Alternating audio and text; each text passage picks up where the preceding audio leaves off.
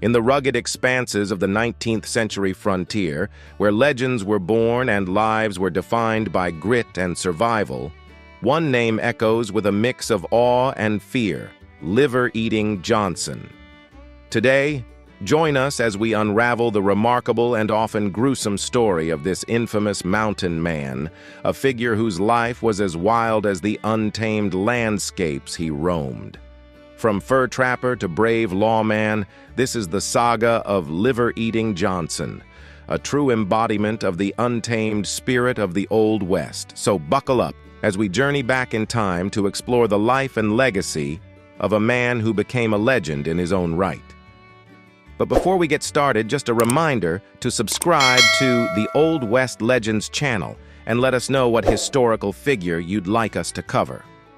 John Liver-Eating Johnson is known in history as a sailor, mountain man, Indian fighter, and lawman who earned the moniker of Liver-Eating because he allegedly killed several Crow Indians and ate their livers.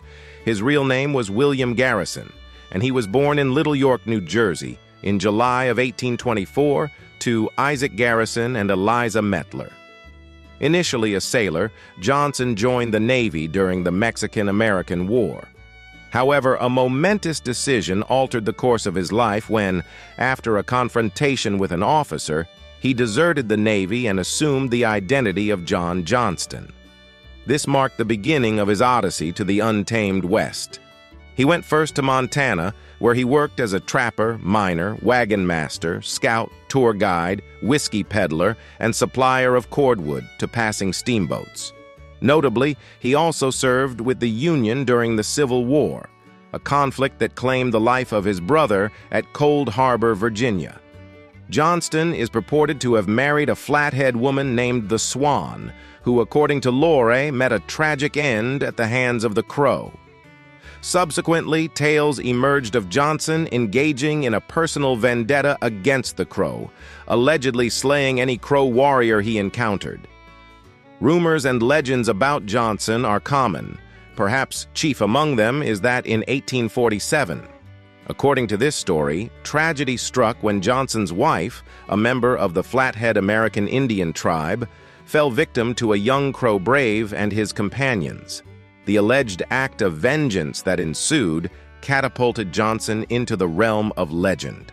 Historian Andrew Mahane Sutherland suggests that in response to his wife's death, Johnson embarked on a relentless vendetta against the Crow. As the tale unfolds, Johnson's retribution is said to have been gruesome. Supposedly, he not only killed and scalped over 300 Crow Indians, but went to the macabre extent of devouring their livers. This grisly ritual, meant to avenge the loss of his wife, earned him the chilling moniker Liver-Eating Johnson. As his notoriety spread, Johnson became a feared figure in the West, with accounts emphasizing his practice of cutting out and consuming the liver of each slain Crow. One tale ascribed to Johnson, while other sources ascribe it to Boone Helm, is that while on a foray of over 500 miles in the winter to sell whiskey to his Flathead kin, he was ambushed by a group of Blackfoot warriors. The Blackfoot planned to sell him to the Crow, his mortal enemies.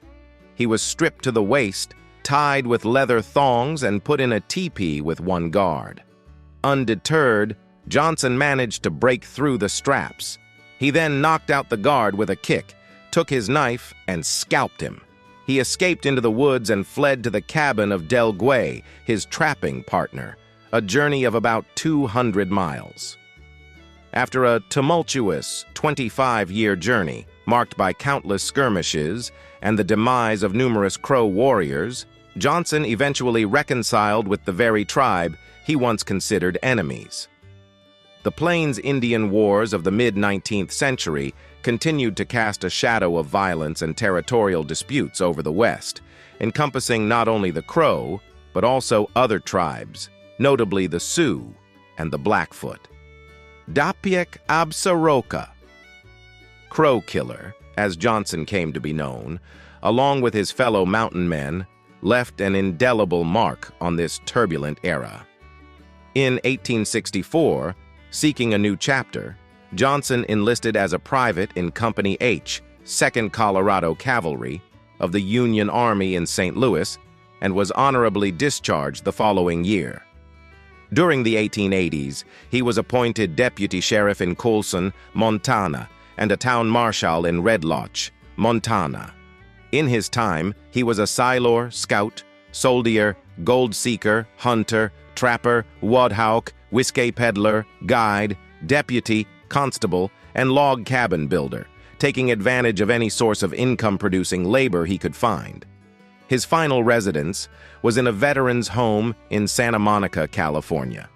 In December 1899, he was admitted to a veterans hospital in Los Angeles, California, where he died of peritonitis on January 21, 1900. He was buried in nearby Sawtell National Cemetery.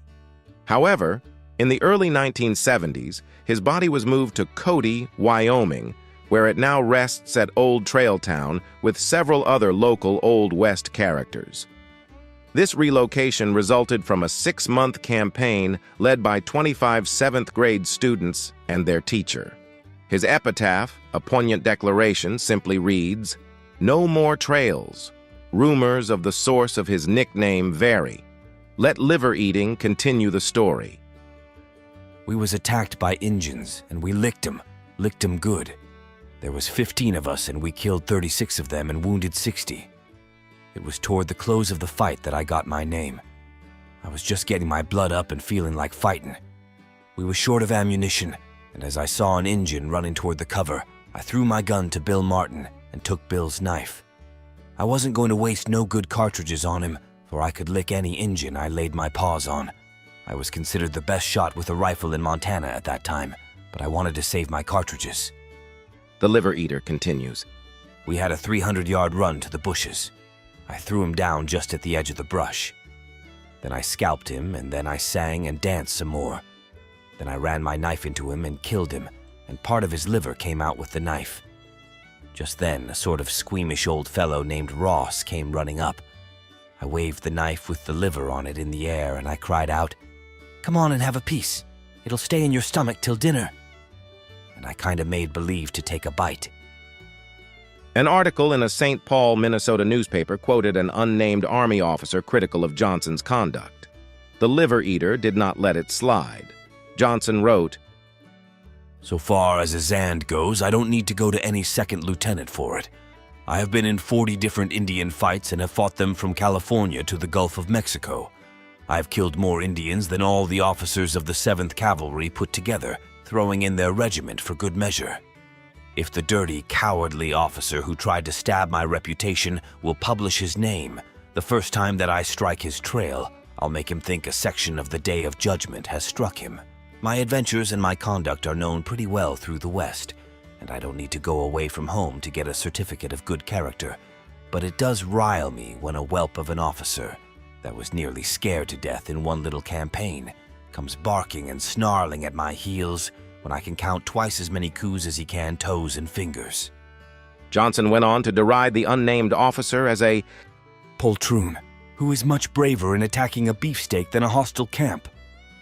Several legends surround Johnston, some of which are the basis for the movie Jeremiah Johnson by Sidney Pollack, starring Robert Redford, depicting his life. As we conclude our journey into the life of liver-eating Johnson, the infamous mountain man of the Old West, we're left with a tapestry woven from the threads of adventure, survival, and the enduring spirit of the frontier. From his early days as a sailor to the tumultuous years of the Plains Indian Wars, Johnson's story is one of resilience and courage. His legacy, etched in the annals of history, challenges us to navigate the complexities of his character, legendary hero or ruthless avenger. The Old West, with its vast landscapes and untamed challenges, shaped Johnson into a man of many roles, each adding a layer to his enigmatic persona. So let the echoes of liver-eating Johnson's exploits linger, a reminder of an era where survival demanded extraordinary measures. As we bid farewell to this chapter of the Old West, may the legend of this notorious mountain man continue to captivate and inspire, a testament to the indomitable spirit that once roamed the rugged frontiers of our nation. So what do you think about the infamous life of liver-eating Johnson? Let us know in the comments below, and while you're at it, check out some of these other videos from Old West legends. Thanks a lot.